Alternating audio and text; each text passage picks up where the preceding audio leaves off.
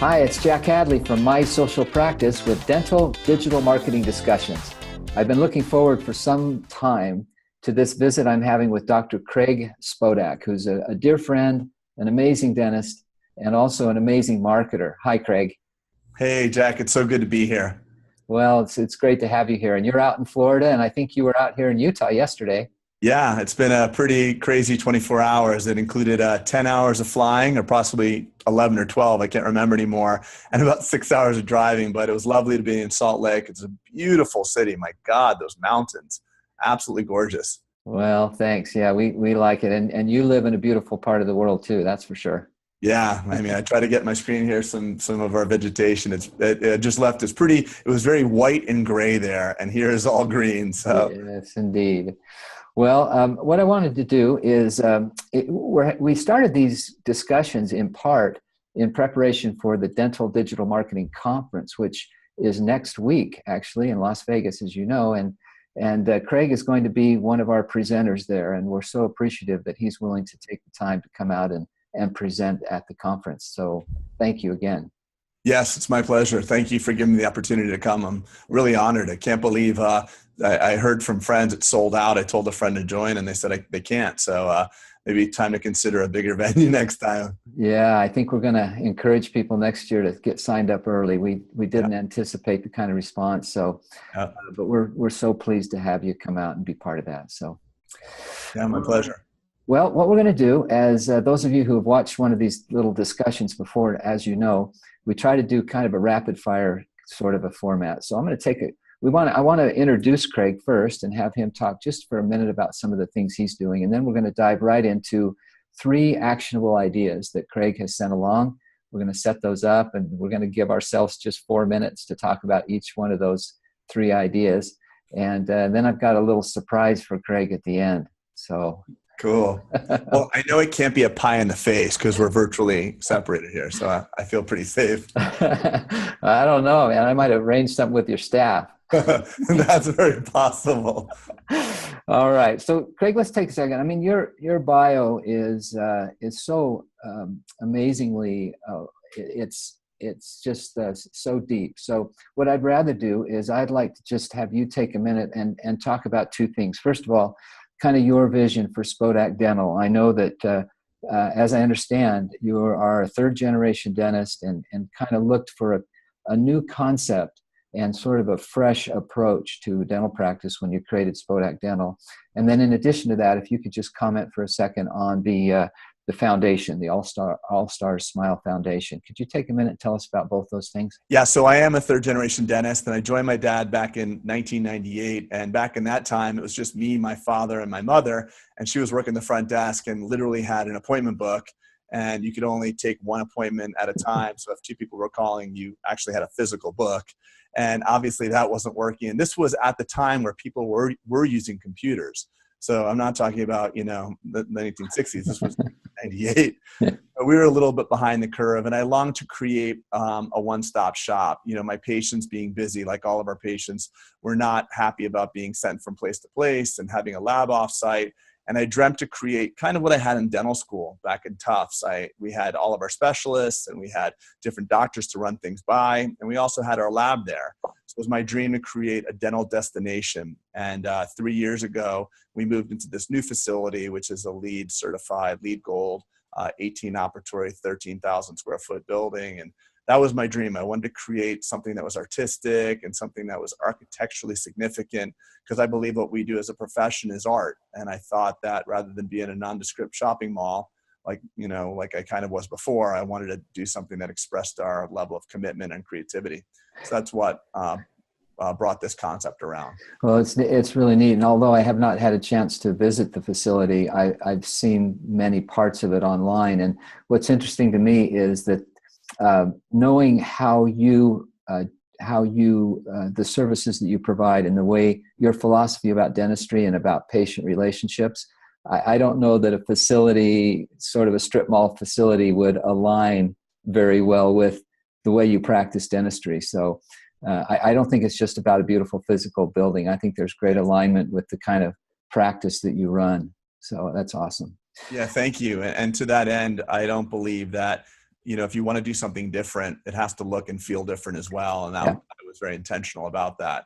I believe that our profession is, one of the most beautiful professions out there. We get to care for people long-term. It's not transactional. They don't come in for one thing and then we never see them again. We build relationships for decades. And in our practice, we have the benefit of, since it's 3 generations, I know certain patients for 50, 60 years. Yeah. Cool. That's fantastic. So tell me a little bit about the foundation, the All Stars Foundation. Yeah. So back in September of 2014, John Carlos Stanton, who's a Miami Marlin, he actually has the honor of being the highest paid athlete in the history of sports. Wow. He took a fastball pitch to his face and broke a couple of his front teeth. And I was doing a lecture out in LA a couple of years ago, and I befriended one of the Beverly Hills dentists out there that's used to seeing people like this.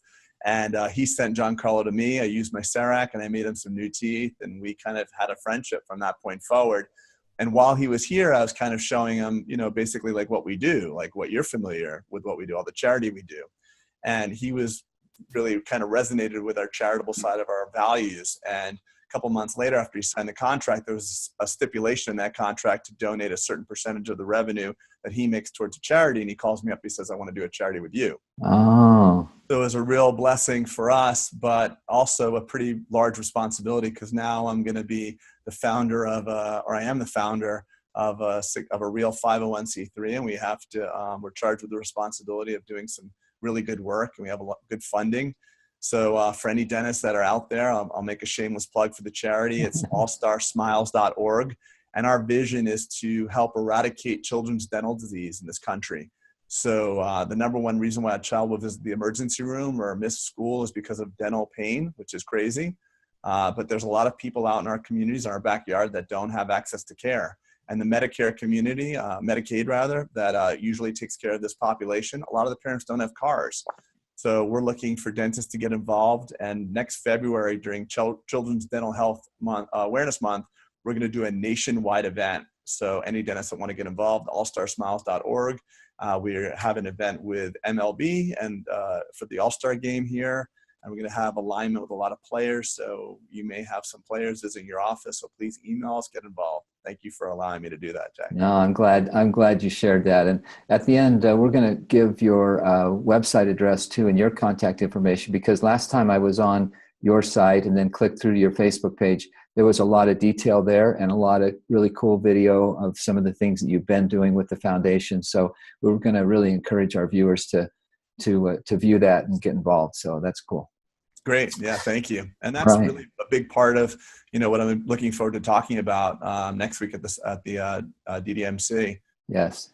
It's all about that. And, you really can't contrive that story. You have to do it. Yeah.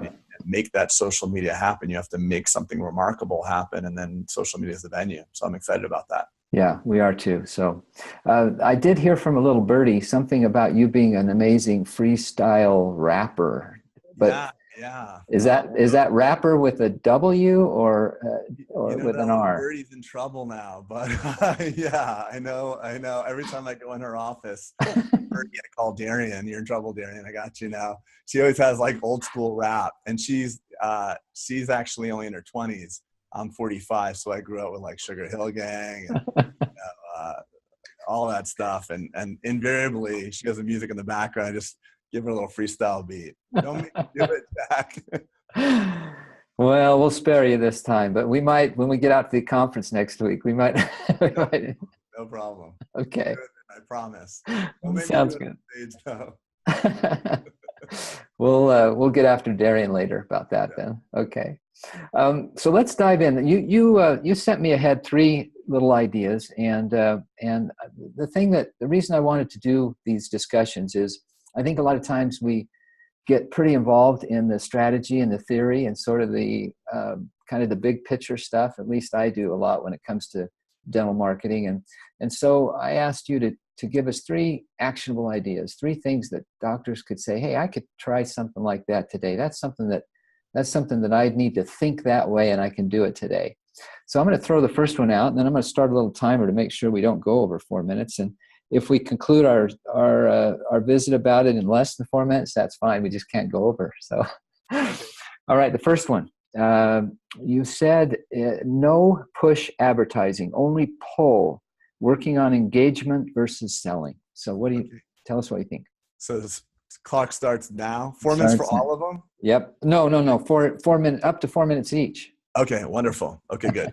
So essentially, advertising and marketing are really kind of dead phenomenon. I really believe that the idea that you control your brand is gone. There's no idea, there's no concept of any success. There's no proven theory of anybody really controlling their brand at this point. The brand is in the public's hand. So what I mean by no push marketing is I think if you try to overtly sell on Facebook or on social media, you're going to get unsubscribed from, because your timeline is a very personal side of your world. Your timeline, you only want to see what you want to see. That woman that you're friends with, quote unquote friends, that's always complaining about someone cut her off on the highway, you unfriend her. Same thing with push marketing. If you say $500 off of this or $300 off of that, or come in today, people are not going to engage with you. Versus if you ask questions, what do you think of this? Click like if you agree, or click, angry if you don't agree, or some way to get some sort of engagement, versus just trying to push your advertising or your message. Yeah, in fact, a few weeks ago, it's been a couple of months at least now, I was on your Facebook page, and I actually was taking notes as I was scrolling through and kind of categorizing the content on your Facebook page. And what was really fascinating to me is that when I got to the end of, 20 or 30 posts, there was only really one post that even, and it wasn't a sales pitch for dentistry of any kind, but it did talk about sleep apnea and how, you can help people with that. And so what was so great about it is that there's no real pushing going on your page. You have so much variety there, and it's stuff that people want to engage with. But I always tell practices, you should never feel like you can't talk about dentistry, but you have to earn you have to earn the trust to then be able to market to somebody. And when you do market in a way that's positioned as a help, not as something you're selling. Or even as like a public service announcement. I don't mind if our marketing just even if it could just stand alone. So if our message serves the public in some fashion, it's successful. So I don't look at our message as an ROI of who's going to come in from it. I actually look at it as, can it help the community? Can it educate the community? Can it do something positive in and of itself? So $500 off of whitening doesn't really do anything in my mind for the public. And I think as medical professionals, we have an obligation to educate. And that's part of being, a medical provider. Yeah, and it goes so contrary. And I think the reason it's hard for so many dentists in the very beginning is that it's just a 180 from the way we've learned over decades to market our businesses. And it takes some time to kind of make that switch flip in your head, doesn't it? Yeah. Well, everything now is a 180 from what we've been taught. Everything. Business management is a 180. Like you think of the boss telling the employees what to do. That's all different now. It's a whole different world. Everything. Food is different from what we think. I know. Something from a can more than from the ground. Like, everything's just a shift in consciousness now. And it's the same thing for dental practices. And it will actually provide an ROI.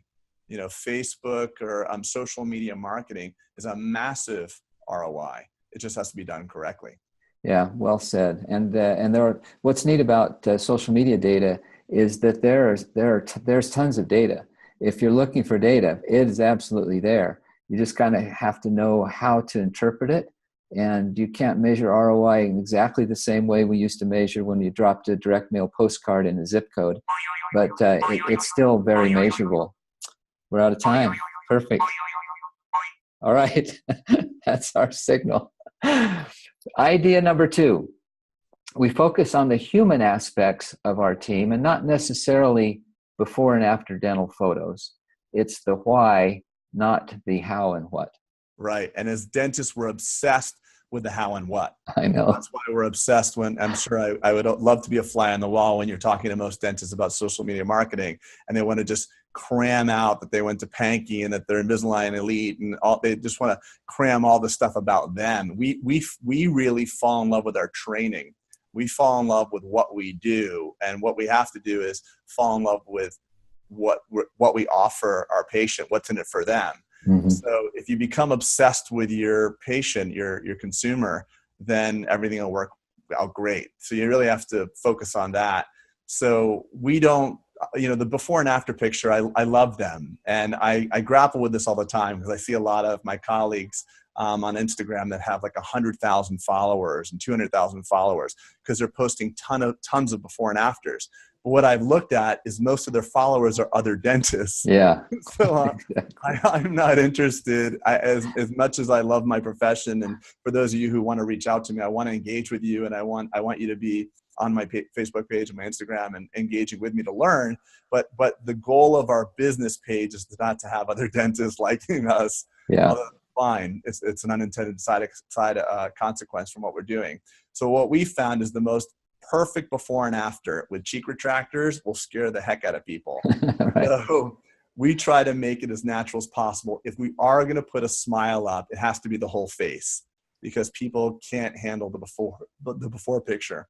But the most important thing is we want people to see how our team functions, because the number one reason why we believe people choose us is because they believe we have a very cohesive team, and a team that cares about each other first and then cares about the patients in the community second. But we're a very team-centric office. It's team first. It's not patient first. Mm-hmm. It's very contrary to typical businesses. The customer is always right. If the customer is always right, then your team must be wrong sometimes. And we have a very good system of values, and we reinforce that, constant and gentle beating of that drum about our values and why we exist beyond making money. And that's what's captured in our Facebook and our social media approach. It's always about the team. Yeah, I've noticed that too. I'm referring back to that same little exercise I did where I kind of categorized all the content from your feed, and certainly things that involve the team. I don't know. I would have to guess that I don't know, 30, 40, 50% of the posts were related in some way to a team member or interaction with team members, which was really very refreshing, frankly. Yeah, not to get hokey on you here, but I do believe that the ultimate purpose of a business is to provide compassion, trust, love, something. It's not just, we're not in business just to make money. Money is the intended effect of doing something with love. And I hope that's not losing people in this, woo-woo stuff here, but dentistry is an expression of that because we get to take care of the long-term best interest of our patient. And that's the definition of love. Loving someone is looking after the long-term best interest of the one being loved. So it's our team that has to feel that love and our patient. And social media is a fantastic way to communicate that. In the past, 10, 20 years ago, you could actually do the wrong thing for everybody and spend, $1 billion and get people to still buy your product and service. Right. You can't do that anymore. It's totally transparent. Everything's been opened up by the web. Yeah. And Craig, I don't think it's wrong at all to take that soft approach. That's kind of the approach we take in our business as well. Making money is a result of actually doing the right thing. It's not the thing you're doing. It's simply a result of doing the right things.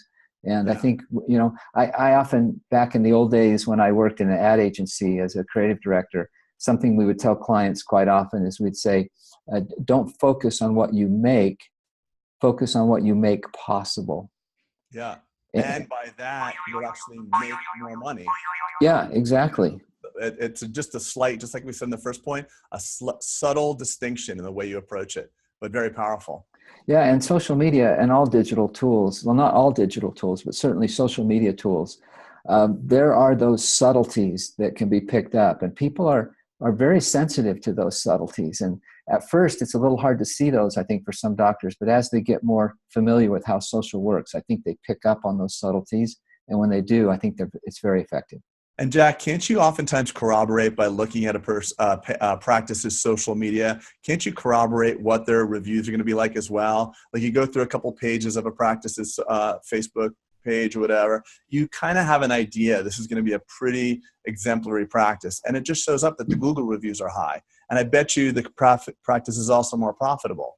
So it's all, the subtleties are very, very perceptible. Yeah, they are. And I think there's this concept of transference that takes place in the minds of patients and prospective new patients that if the perception is that you're that kind of a culture and that kind of an involved in the community sort of a practice, I think the natural transference in people's minds is, they must also do the best CE. They must have the best technology. They probably have the best equipment. It definitely spreads. Yeah, it's perceived value, because at the end of the day, I would love it if my patients could, ascertain the quality of my margin, because I'm proud of my margins. I'm proud of the work I do, but they can't. Mm-hmm. And I learned that early on. It was so frustrating as a young dentist to see these guys that were very well established in my community, and I'd see their work, and it was not great, but they were very, very successful. Yeah. And I realized, unfortunately, you can be successful in dentistry and not do the right thing for people. Yeah. So, it should only work that if you do the right thing for people and highlight it in a productive fashion, you should be wildly successful. Yeah. Well said. Well said. Third and final idea. Focus on video and visuals over text content. I think you are very good at that. Tell me what you're thinking. Okay, so I hope I don't ruffle any feathers right now, because I know it's very, very popular. I hope that MSP doesn't advocate this as much as others do.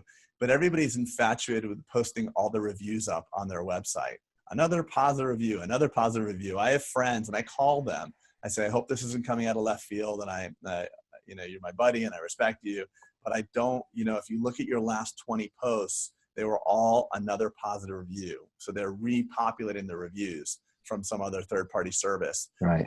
I use MSP reviews. I don't think that there's no option, or at least I don't do that with you guys. No, I think there is an option in the back end to be able to turn that on, but we recommend they don't. Right. Good. I appreciate that you're doing that, because most of the other companies that have similar types of review engines will tell you to turn it on social media. So you just see 20 reviews in a row, all text, and not one person likes or engages with it. So social media is the same way. If you're posting frequently and no one's liking it, it's not working. The goal is not to feed the machine, but to actually get engagement. So what we find is human experiences get engagement. So if I see, like, oftentimes if a mother brings her small child to the clinic to get when they're getting their teeth cleaned, if the mother's getting their teeth cleaned, the hygienists are all trained to have the little child, if they're like 5 or 7, to put gloves on and a mask and help suction, because we think it's a good bonding time for the mother. We don't do that for any other ploy besides we think it's fun. So we always have these kids helping with the HVE with their parents, and besides, we may convince some young people to become dentists, and we love our profession, so we think it could work that way. But invariably, we'll take a picture sometimes, or someone will take a picture. And if we get the permission from the mother, we'll actually add it to our Facebook page, or even better, have them add it to their own Instagram or Facebook page. But a human moment like that, we didn't do it for social media. We did it because it was born of this idea that it's a really cool thing to share with your child. Yeah. And then someone was like, hey, we should put that up there. So everything we do is really born from creating a sense of community, whether that community is within our office or the community that we serve. That's the overarching principle. And then that is picked up and put onto social media. It's not the other way around. It's not like, let's do this for social media. Yeah. And I think that's what makes the transference, as you called it, and the realness of it. Yeah, I absolutely agree. And it's interesting how video and images have really come into their own in the last year or two. I had the opportunity a few weeks ago to be in San Diego for the social media marketing convention. It's the one sponsored by Social Media Explorer, and it's the largest social media event each year worldwide. And it's funny, I'd say 70% of the speakers had something to do with the future of video and of live video and of virtual reality video. And I think it's a great time for those practices that really want to be on the leading edge of effective marketing to start paying more attention to video. We're going to actually talk quite a bit about video and kind of where it's been, where it is today, and where it's probably going at the conference next week.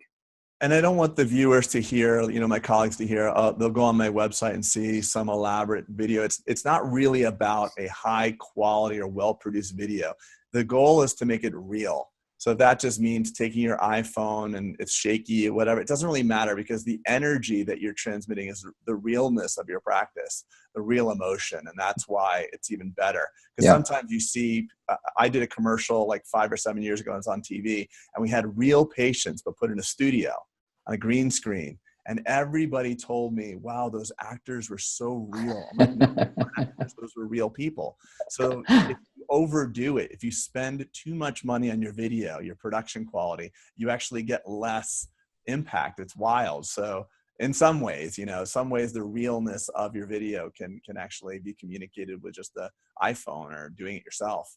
Yeah, I agree. And I know on your page, when you had the big All-Star Foundation event, that was a huge event, and it looked to me like you had some good folks that were professional videographers to put that together. And in some cases, that's the right thing to do. We often call that evergreen content, meaning that video is going to be a foundational piece for the foundation for a long time to come. And so in those cases, sometimes it's good to do something more professional and buttoned down. But the vast majority of video that's effective in a dental practice is just as you said. It's very casual, very quick, very easy, and believable. That's the nice thing about it. And that's a good distinction too, Jack, as far as that foundational piece. You don't want your homepage automatic video to play from an iPhone shaking around. That's right. The day-to-day content, you don't have to be worried, because a lot of people are just kind of paralyzed. Like, well, I don't have videography, or I don't have someone that can do this. I always tell dentists around the country, if you have someone working in your office that's 35 or younger, they're a master of social media, and they're actually doing it all day while you're paying them, just they're not doing it for you. So everybody, we all have within our reach someone that's an expert that could, pair up with a company like MSP and get the right stuff to really implement a successful strategy. So. Yeah. Well, and again, at the end, we'll give the contact, because I really encourage all of our viewers today to spend a little time on Craig's social media channels, and you'll really see how he really walks the walk. It's not just he practices what he preaches. So well said. All right, so those are the 3 ideas. Actionable, our time, just exactly right. Let me turn the timer off so I don't hear that crazy noise. All right, so before we conclude, I'm going to share my screen. Hold on a minute here. There it is. So as I mentioned, we are going to have a little quiz, and I've got 3 questions prepared. They're true and false. You only have to get 2 out of 3 correct to win. Good. And I really like Dr. Marcy, so I hope they're not too hard. Yeah, well, that's the bad thing, is that you don't win anything if you win. Dr. Marcy and her team win lunch, and courtesy of my social practice. Well, I was aware. I want them to win. I know. I'll play harder for somebody else than I will for myself. So let's do it. So is Dr. Marcy there in your community? Yeah, she's in Delray Beach, Florida. Wonderful pediatric dentist. Just started her own practice about maybe 6 months ago. And just, bootstrapping it, making it work, just treating people really well. And she has a really cool concept. She lets kids 2 and under come in for their first visit for free. So she's all about service first, giving it forward, paying it forward, which I love about her. Wow. Good for her. I'll have to take a closer look at what she's doing. That sounds great. I'll connect you guys for sure. All right. So question number 1. Ready? The dot over a J or an I is called a tittle. True or false? You know what? I'm guessing, but the way you pronounce the word tittle, I'm going to say it's true. You are correct, sir. Yeah, because I would have called that a title. I think it's tittle because it's spelled like little, but with whatever. I hope I'm right. I think you spent more time on the enunciation of that. It triggered me to say, I'm going to go with that. But that was okay. Good. Yeah, okay. You're doing this, Marcy. You are 1 for 1. Number 2. It is illegal to hunt camels in the state of Arizona. God. I'm going to have to say true again. You are correct. I just knew that there was some state legislature one year, that in 1963, let me hear the story of this one. Yeah, I wish I knew it. I just could imagine that. Our copywriting team brought me that one, and I said, They've got some "Really?" interesting state laws that have been. So I had to say true. So I won, right? You've already won. I'm going to give you the third one, but you already won lunch for the practice. So number 3, Barbie's real name is Barbara Millicent Roberts. I'm gonna have to say true again. You are right. 3 truths in a row. You know why? Because Millicent, I figured Barbie was brought about in the late 50s or early 60s. Perfect name for Millicent. Not used anymore. Millicent, Ethel, I don't know. Yeah. So, okay. So congratulations. And our team will reach out to Young Dentistry and let her know that we want to treat them to lunch. So. Oh, that's awesome. And she'd be a great client for you guys too, because I know she's always asking me for some social media help and loves what we do. All right, good. Well, we'll visit with her. As you know, you've been massively instrumental to our social media success, Jack. So I'm very appreciative to you for what you've done for us. Well, thank you, Craig. I appreciate that. Let me put up here your contact information. That's the office line. Is that right? The 561 number? Yeah. And you can also get me on Facebook personally. Just Facebook, Craig Spodak. They can reach me there. Okay, great. And I know from the URL Spodak Dental, there are links to all the social media, all of your social media channels. And then remind us again, I did not have the team put the other URL of the foundation. It's allstarsmiles.org. Is that correct? Yes, sir. allstarsmiles.org. O-R-G. Yep. Okay, great. That'd be great. We're looking for dentists to help us and all across the country. It's a massively fulfilling day, especially giving back to children. Children are not oftentimes the most eloquent at thanking you. So I think it actually brings about deeper feelings of fulfillment and gratitude. I think we all get into this profession to help people, and we get burnt out, not because we forget what we do, but we forget why we did in the first place. And a day like that is so fulfilling and recharging for your team and your community. And also, as a side note, I think would benefit your practice because it shows your commitment to doing what's right. Yeah, that's so neat. I had one more quick thought come to my mind before we sign off here.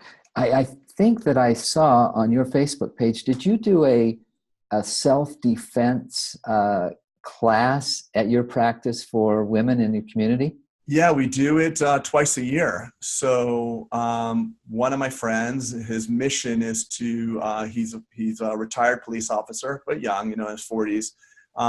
And he was on the rape defense team up in Baltimore. And his personal mission is to help women protect themselves, because some egregious statistic women could be avert their own or defend themselves against their own assault if they just knew a couple basic principles. So I said, hey, listen, I got an organization that's 95% women. Let's do it for my office. And we did it. He says, I can handle a much bigger venue. So I opened it up to the public. I actually pay for it. I pay him to do it. And it's just kind of a public service. It doesn't have anything to do with dentistry, obviously. But if I could help one person prevent themselves from being raped or assaulted, then the return on my investment is massive. So, yeah, I think that's one more takeaway for our audience today. That's number 4. We were going to do 3, but I think that is such an awesome idea to think that way. You put out a little bit of money to have that, but that kind of expenditure and investment over running a newspaper ad trying to sell dentistry there's just no comparison with and you're doing good in the community, and it always comes back to you. Yeah, a friend of mine has a mantra. He says, I want to live well by doing well. It's awesome. And that's the way, that's just the basic premise of this whole conversation. Live well by doing well, by doing good for others. Well, you're a great example of it, Craig. Thank you for spending time with us today. And I'm going to see you in about a week. Yes, sir. I look forward to it. Thanks for having me, Jack. This is a real honor for me and to be here with you and share with the community. So thank you. All right. Thank you. And to all of our audience, we'll see you next time on Dental Digital Marketing Discussions. So long.